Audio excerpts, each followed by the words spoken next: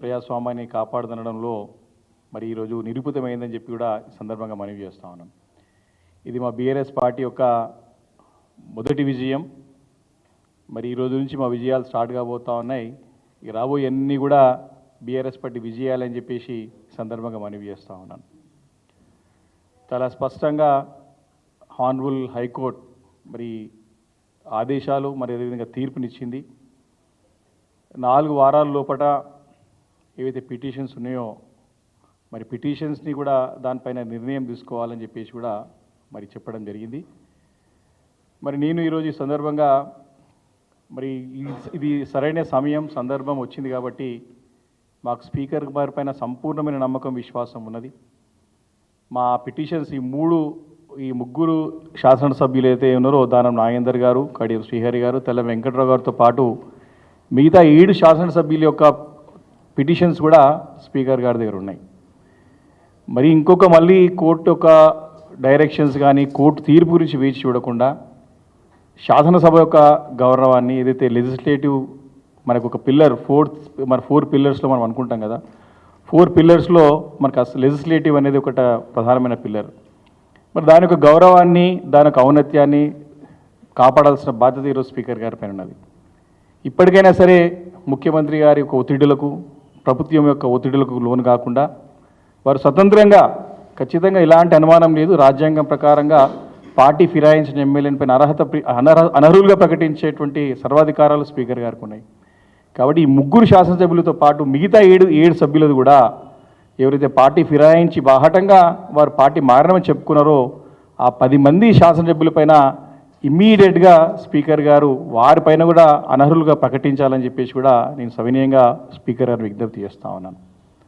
ఎందుకంటే వేచి చూసే ధోరణిలో ఉండి, ఎందుకంటే మన ప్రధానంగా మనం అనుకుంటాం ఇంతకుముందు మనం 4 పిల్లర్లో జ్యుడిషియరీ కానీ, అదేవిధంగా లెజిస్లేచర్ కానీ, అదేవిధంగా ఎగ్జిక్యూటివ్ బాడీస్ కానీ, అదేవిధంగా మనం 4th ఎస్టేట్గా మనం 4th పిల్లర్గా మనం మీడియాని మనం అనుకుంటాం దేశంలో అంతా కూడా. కాబట్టి ఈ యొక్క గౌరవాన్ని కాపాడాల్సిన బాధ్యత సమయం ఆసన్నమైంది.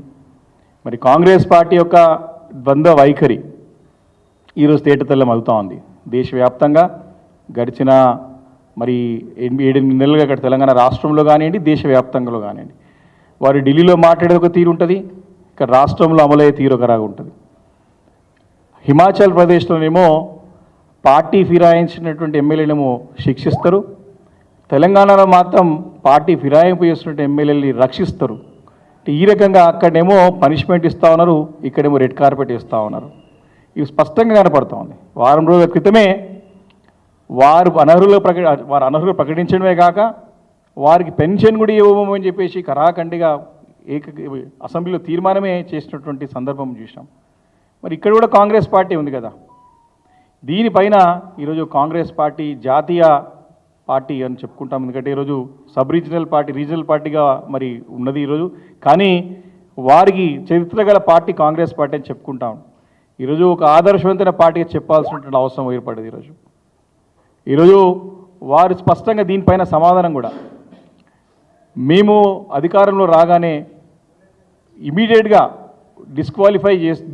ఆటోమేటిక్గా డిస్క్వాలిఫై అయ్యేటట్టు చట్టం తీసుకొస్తామని చెప్పేసి పదే రాహుల్ గాంధీ గారు అనేక సభలు చెప్పడం చూసినాం.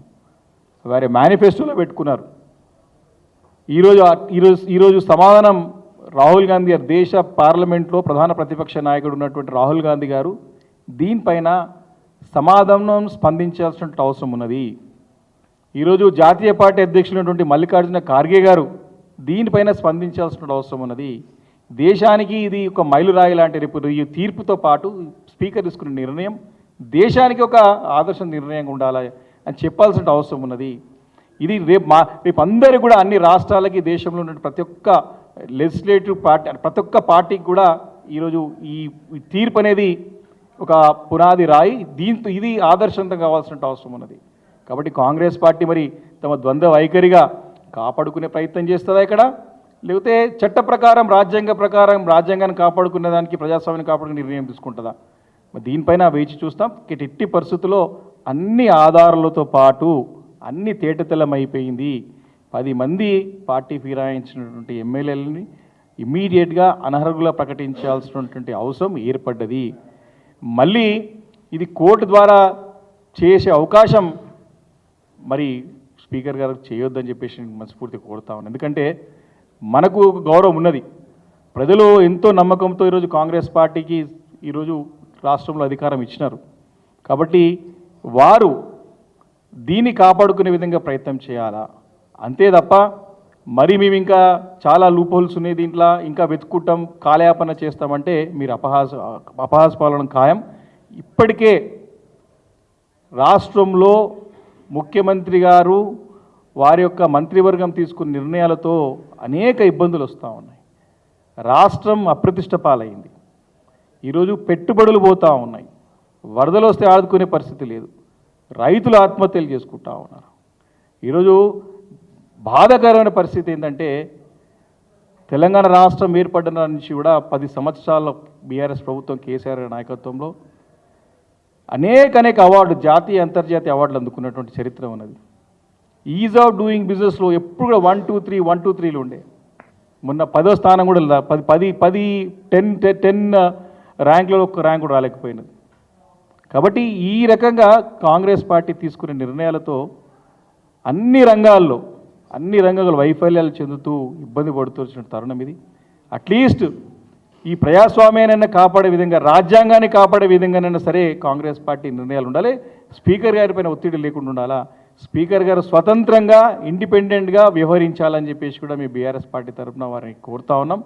కాబట్టి న్యాయస్థానాలపైన మా సంపూర్ణమైన నమ్మకాన్ని మొదటి నుంచి కూడా మా విశ్వాసాన్ని మేము వ్యక్తం చేస్తూనే ఉన్నాం. మా పార్టీ అధినేత కేసీఆర్ గారు, మా పార్టీ కార్యనిర్వాహక అధ్యక్షులు కేటీఆర్ గారు పదే చెప్పినారు.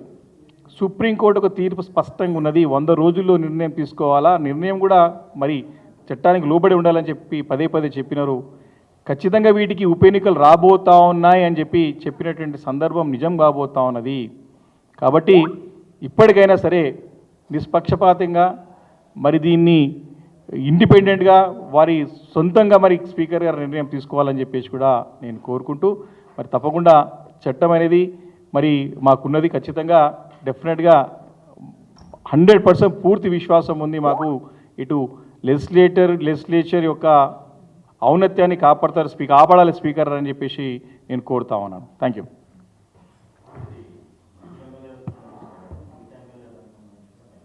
అదే చెప్తున్నా కదా, నేనేమంటున్నా అంటే